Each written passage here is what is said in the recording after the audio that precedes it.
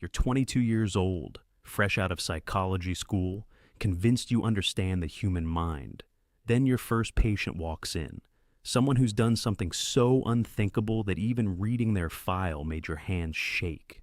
What you're about to discover about the psychology of people who commit the worst acts imaginable will shatter everything you thought you knew about good and evil. But here's what nobody prepared you for during those years of textbook theories and classroom discussions. Picture yourself walking down that sterile institutional hallway for the first time, keys jangling against your hip, the heavy door clicking shut behind you. The air tastes different here, stale, recycled through systems that can't quite filter out the weight of what happens in these rooms. Your supervisor hands you a thick manila folder and says simply, "This is your 2 o'clock. Forensic therapy focuses on mental health assessment and treatment of individuals in the legal system for crimes committed, helping offenders examine motivations for their behavior and take responsibility." But the file in your hands contains details that make your stomach clench. This isn't the hypothetical case study from graduate school where you could flip to the back for the correct therapeutic approach.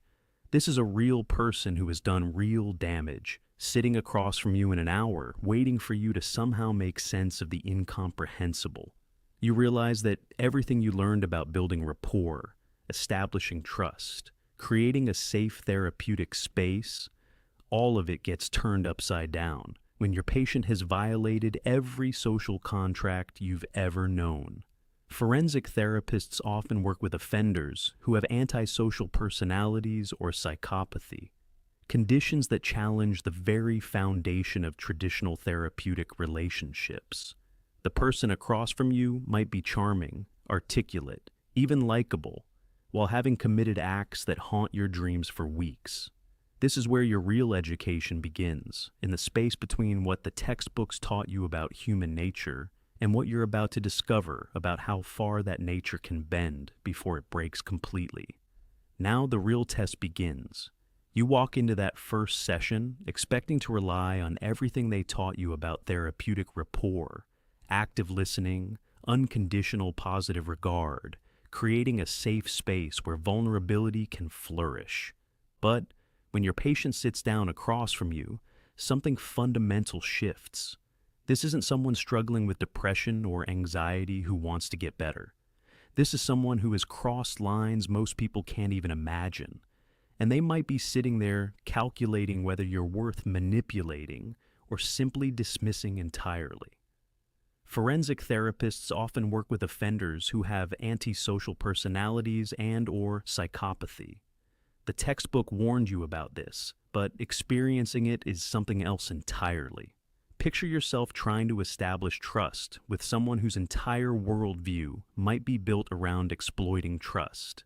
Every technique you learned about reading body language, about creating emotional connection, about fostering genuine therapeutic alliance, all of it gets turned inside out when your patient might be a master at mimicking exactly what you want to see. The most unsettling part isn't the details of what they've done, though those will haunt you. It's the moment you realize that traditional therapy assumes both people in the room share basic human values, that hurting others is wrong, that victims matter, that change is desirable. But what happens when you're sitting across from someone who fundamentally doesn't share those assumptions? The treatment goal of forensic therapy is to understand what triggers a person to commit a crime and help that person understand their own motivations and take responsibility for their actions. Yet, how do you build self-awareness in someone who might view their actions as perfectly justified? You start to understand why, across all programs, offense-specific recidivism was 13.4% for treated individuals and 19.4% for untreated comparisons over an average follow-up of 66.1 months. Those numbers represent something profound, the difference between breakthrough and breakdown, between someone finding their humanity again and someone who remains forever lost to it. And you're about to discover which side of that line your patient falls on.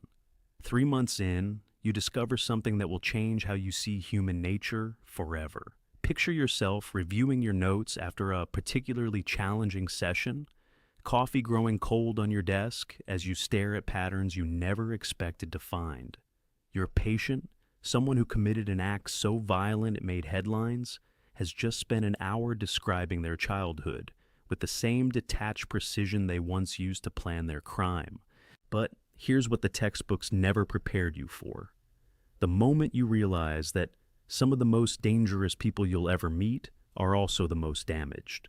Across all programs, offense-specific recidivism was 13.4% for treated individuals and 19.4% for untreated comparisons over an average follow-up of 66.1 months. Those numbers represent real people sitting across from you, each carrying stories of trauma that would break most minds, yet somehow twisted theirs into something unrecognizable. You start to understand why forensic therapy feels like walking through a psychological minefield. Traditional therapy assumes your patient wants to change, wants to heal, wants to connect. But when you're working with someone who has antisocial personality disorder or psychopathy, every technique you learned gets turned on its head. They might mirror your empathy perfectly while feeling nothing.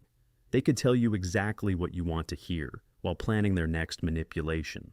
After an average time at risk of 42.6 months, 18% of those accepted for treatment relapsed into delinquent activities in comparison to 38% referred but not accepted.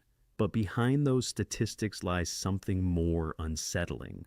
The realization that some of your most engaging, articulate patients, the ones who seem to be making real progress, might be the very ones calculating how to use your therapeutic relationship against you.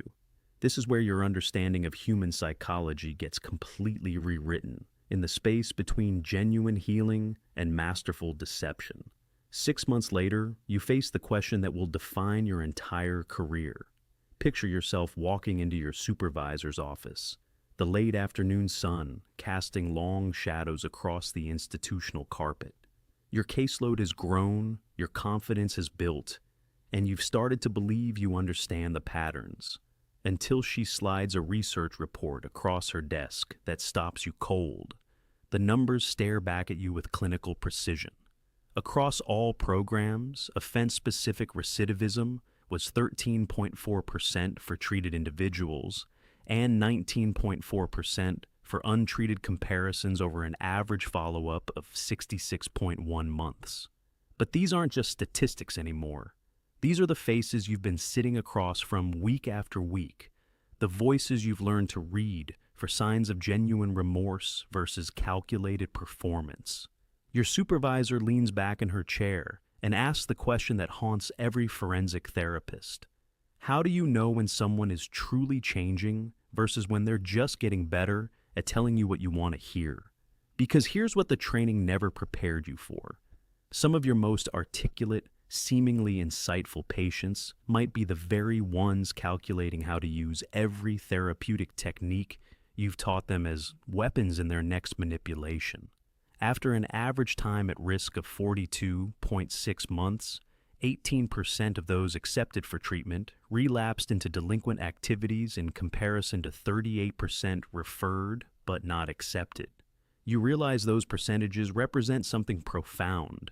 The razor-thin line between breakthrough and breakdown, between someone finding their humanity again and someone who has learned to weaponize the language of healing itself. The most unsettling part isn't the possibility of failure, it's the possibility of success for all the wrong reasons. Because what happens when your therapeutic relationship becomes so effective that your patient learns to mirror empathy perfectly while planning their next crime? Across all programs, offense-specific recidivism was 13.4% for treated individuals and 19.4% for untreated comparisons over an average follow-up of 66.1 months. These numbers should feel encouraging. They represent real lives changed, real communities made safer. But as you dig deeper into the research, you discover something that makes your stomach drop. Of 29 RCTs, psychological interventions were associated with reduced reoffending, but after excluding smaller studies, there was no significant reduction in recidivism. The most disturbing realization comes when you review your own caseload. That articulate patient who spoke so movingly about taking responsibility for their victims, they were released 6 months ago. The one who seemed to have genuine breakthroughs about empathy and remorse, their parole officer called last week with concerns. You're beginning to understand that in forensic psychology, your greatest therapeutic successes might also be creating your most dangerous failures. Subscribe for more psychology deep dives and check out that video next. It's about criminal profilers.